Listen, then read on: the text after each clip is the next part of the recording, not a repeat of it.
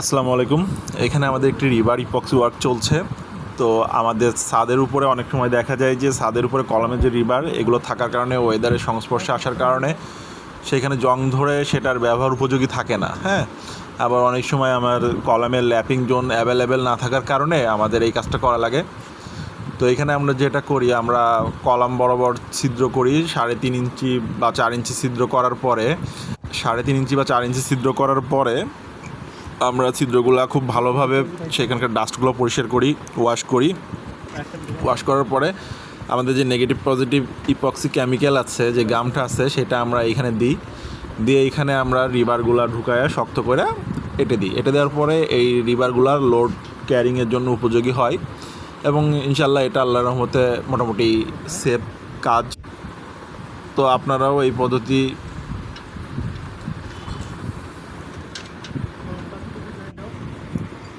পদ্ধতি ব্যবহার করতে পারবেন যদি আপনাদের আগের যে রিবার সেটা যদি জং পড়ে নষ্ট হয়ে যায়। তো এইভাবে আপনারা কাজটা ক্যারি করতে পারবেন এবং কোনো প্রকার সাহায্যের জন্য যোগাযোগ করতে পারেন। ধন্যবাদ।